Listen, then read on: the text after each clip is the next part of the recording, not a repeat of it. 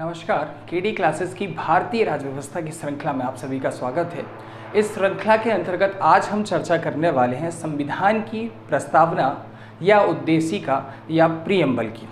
तो जिस तरीके से हमने भारतीय राज्य व्यवस्था के अन्य चैप्टर्स का अध्ययन किया, उन्हें हमने टुकड़ों में बांटकर उनका अध्ययन किया है, उसी तरह हम प्रस्तावना का भी अध्ययन करेंगे।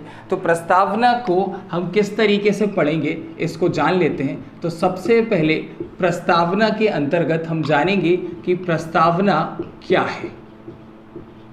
ठीक है, तो सबसे पहले जानेंगे कि प्रस्तावना क्या है। दूसरे नंबर पर प्रस्तावना के निर्माण की प्रक्रिया को समझने का प्रयास करेंगे। तीसरे नंबर पर प्रस्तावना के तत्व की चर्चा करेंगे कि कौन कौन से इसके मुख्य तत्व हैं। फिर प्रस्तावना की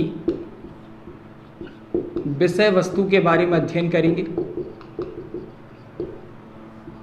फिर प्रस्तावना के मुख्य शब्दों का अध्ययन करेंगे। फिर प्रस्तावना का महत्व जानेंगे। फिर प्रस्तावना में संशोधन की संभावना है या नहीं, इसका अध्ययन करेंगे। और प्रस्तावना से संबंधित जो महत्वपूर्ण वाद हैं, इनका अध्ययन करेंगे। तो इन 8 बिंदुओं के अंतर्गत हम प्रस्तावना को समझने का प्रयास करेंगे। तो चलिए आज हम बात करेंगे कि प्रस्तावना क्या है और प्रस्तावना के निर्माण की प्रक्रिया को जानेंगे। तो शुरू करते हैं। बात करते हैं कि प्रस्तावना क्या है। तो अगर हम देखें तो अधिकांशतः सभी देशों के संविधान की शुरुआत प्रस्तावना या उद्देशिका के साथ होती है। सर्वप्रथम अमेरिकी संविधान में प्रस्तावना को सम्मिलित किया गया। तदुपरांत कई अन्य देशों ने प्रस्तावना को अपने संविधान में शामिल किया, जिनमें भारत भी शामिल है। तो भारतीय संविधान की शुरुआत भी उद्देशिका या प्रस्तावना के साथ होती है। अब प्रस्तावना में होता क्या है? तो प्रस्तावना संविधान का परिचय होती है या संविधान की भूमिका को प्रस्तावना कहा जाता है। प्रस्तावना में संविधान का सार होता है। अब अगर हम देखें तो हमारे संविधान की शुरुआत किससे होती है? प्रस्तावना से। तो हमारे संविधान में कौन कौन से मुख्य आदर्श हैं, कौन कौन सी आकांक्षाएं हैं, इनका उल्लेख किसमें है? प्रस्तावना में। तो प्रस्तावना संविधान के मुख्य आदर्शों और आकांक्षाओं का उल्लेख करती है। साथ ही साथ अधिनियम के लक्ष्यों और उनकी नीतियों को समझने में सहायक होती है। जो हमारे संविधान निर्माता थे B.R. अम्बेडकर, उन्होंने प्रस्तावना को संविधान की कुंजी कहा। उनके अनुसार संविधान की प्रस्तावना संविधान निर्माताओं के विचारों को जानने की कुंजी है। जब संविधान निर्माण की प्रक्रिया चल रही थी, उस समय हमारे संविधान निर्माताओं के मन में क्या विचार थे, वो किन किन उच्च आदर्शों को संविधान में स्थापित करना चाहते थे, उनके क्या लक्ष्य थे, क्या नीतियां थीं, इन सभी प्रश्नों के जवाब प्रस्तावना से प्राप्त होते हैं। तो ये है हमारी प्रस्तावना। तो अभी हमने समझा कि प्रस्तावना क्या है। अब हम बात करेंगे प्रस्तावना के निर्माण की प्रक्रिया की प्रस्तावना का निर्माण किस तरीके से हुआ।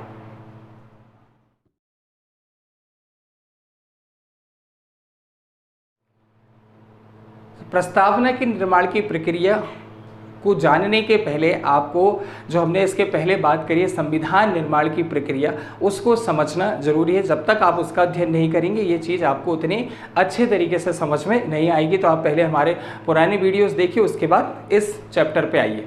तो जब हमने देखा था संविधान निर्माण की प्रक्रिया के अंतर्गत कि संविधान सभा के चुनाव संपन्न हो गए और 9 दिसंबर 1946 को दिल्ली के केंद्रीय सभागार में संविधान सभा की पहली बैठक शुरू हुई, जिसमें 11 दिसंबर 1946 को स्थायी अध्यक्ष के रूप में डॉक्टर राजेंद्र प्रसाद चुने गए और संवैधानिक सलाहकार के रूप में BN राव को चुना गया। अब पहली बैठक की ही बात करते हैं तो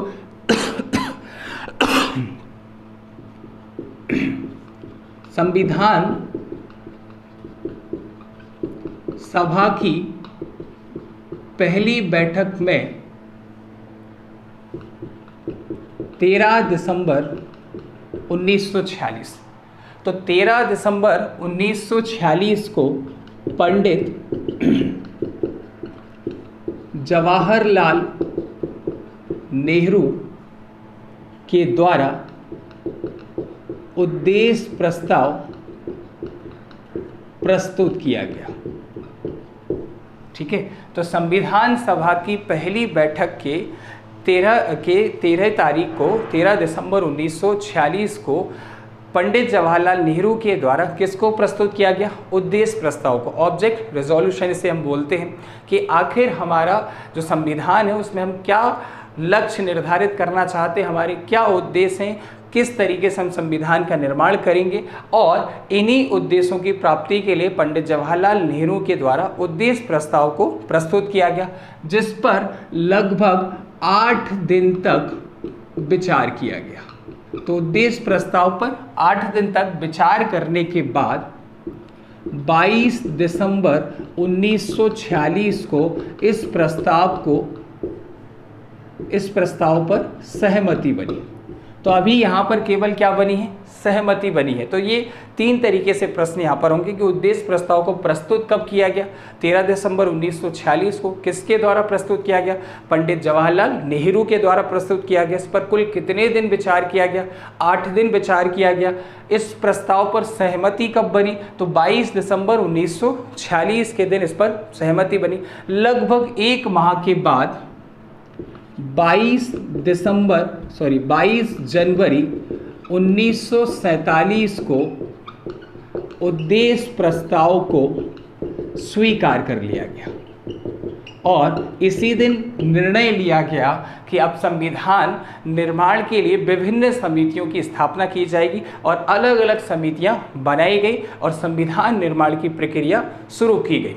अब इसी के अंतर्गत अगर हम देखें तो 26 नवंबर 1949 को भारत का संविधान जो था बनकर तैयार हो गया और 26 जनवरी 1950 को हमारा जो संविधान था उसे लागू किया गया और इस संविधान की शुरुआत किसके साथ हुई?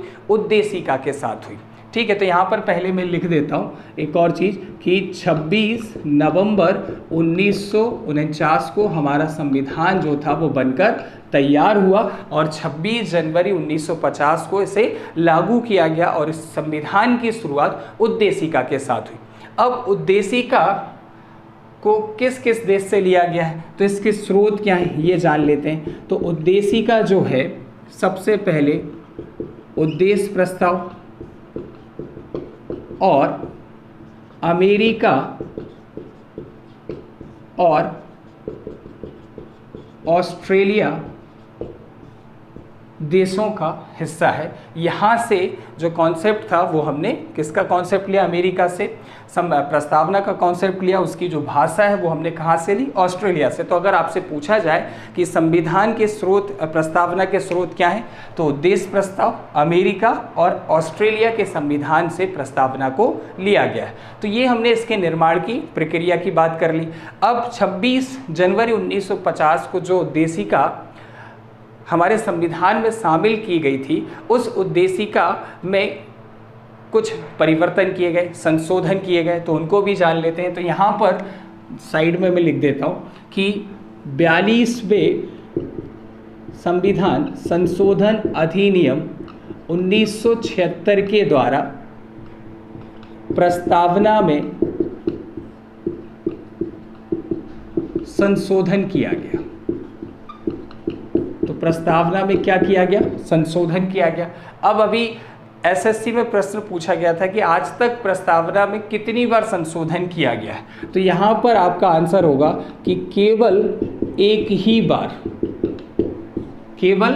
ही बार हमारे प्रीएम्बल में अमेंडमेंट किया गया है, एक ही बार संशोधन किया गया है और ये संशोधन काफ़ी महत्वपूर्ण है जो आपको याद रखना है। इसे मिनी कॉन्स्टिट्यूशन या लघु संविधान के नाम से भी जाना जाता है। तो 42वें संविधान संशोधन अधिनियम 1976 के द्वारा हमारे प्रस्तावना में संशोधन किया गया। आज तक केवल एक ही बार संशोधन किया गया। कौन कौन से शब्द जोड़े गए? तो जो हमारी प्रस्तावना है, प्रस्तावना के पहले पैरा में पंथ निरपेक्ष और समाजवादी शब्द को जोड़ा गया और छठे पैरा में और अखंडता शब्द को जोड़ा गया।